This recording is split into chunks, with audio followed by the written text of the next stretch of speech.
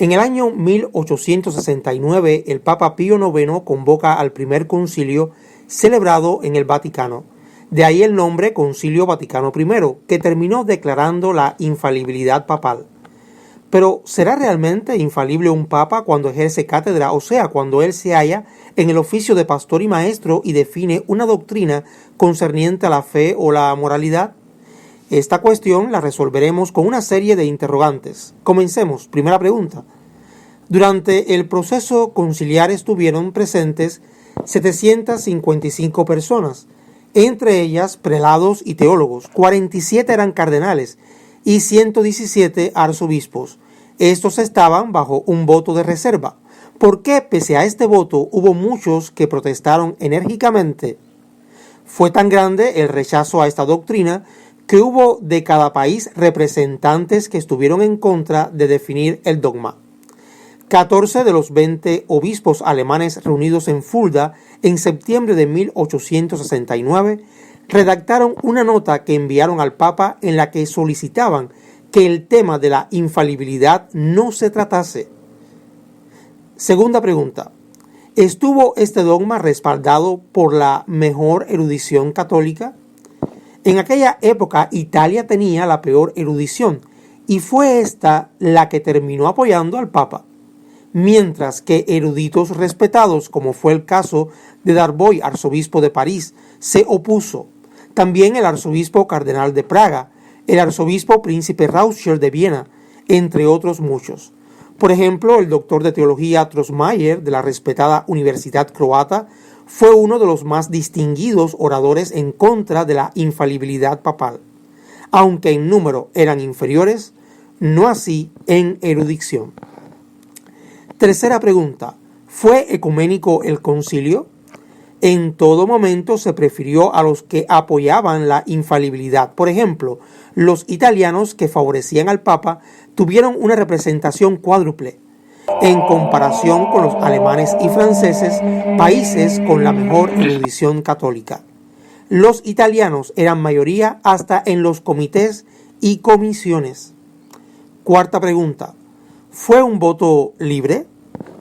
Se sabe que fueron usadas medidas coercitivas, pues se les recordaba a los prelados que sus gastos eran pagados por el Papa. Hubo un patriarca caldeo que tuvo que renunciar tras un discurso en contra del dogma. También se sobornó a algunos con dispensas papales, o sea, eximidos de una ley particular del derecho canónico. Un dato interesante es que 15 sombreros de cardenal aguardaban el ser concedidos. El debate fue hecho bajo reglas arbitrarias. Toda la discusión fue en latín y no todos lo dominaban a la perfección. Pero algo muy curioso y alarmante fue que se acusó a los opositores de herejes mucho antes de ser declarado un dogma. Cuarta pregunta. ¿Por qué durante 13 siglos reinó un silencio total con respecto a esta doctrina en toda la historia de la Iglesia? Este fue uno de los argumentos de Fele, un respetado obispo de Alemania, quien dijo que por 30 años había buscado prueba de la infalibilidad papal y no había podido hallarla. Quinta pregunta. ¿Es consecuente la infalibilidad papal con la historia? El arzobispo Kenrich de San Luis, Missouri, mostró que Bonifacio VIII había afirmado que todo el género humano estaba sujeto a él a causa del pecado. Pero en 1788, 5 sobresalientes universidades católicas romanas negaron que esta fuera una enseñanza de la Iglesia Católica. Otro ejemplo fue el caso del Papa Honorio I, quien había enseñado cosas contrarias a la santa doctrina según este arzobispo. Durante siglos la Iglesia permitió que se condenara la infalibilidad papal y ahora se establecía como dogma. Pero hay más contradicciones de los papas que las mencionadas por el arzobispo Kenrich. Por ejemplo, tanto Inocencio I como Gelasio I declararon que era tan indispensable que los infantes recibieran la comunión que los que mueren sin ella van directo al infierno. 1000 años después, el Concilio de Trento consideró anatema esta doctrina. Otro ejemplo de contradicción lo tenemos en el Papa Pelagio, quien estableció la necesidad de invocar la Trinidad en el bautismo. Sin embargo, Nicolás I aseguró a los búlgaros que bastaba con bautizarse en el nombre de Cristo solo. Otro ejemplo, Celestino III declaró que el matrimonio podía quedar disuelto si uno de los cónyuges llegaba a ser hereje.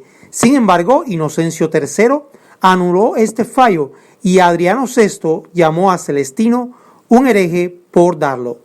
El Papa Sixto V, en su bula, declaró que la edición de la Biblia que había sido corregida por su propia mano tenía que ser recibida como la única, verdadera y genuina, bajo pena de excomunión, y cada cambio, aún de una sola palabra, estaba bajo anatema.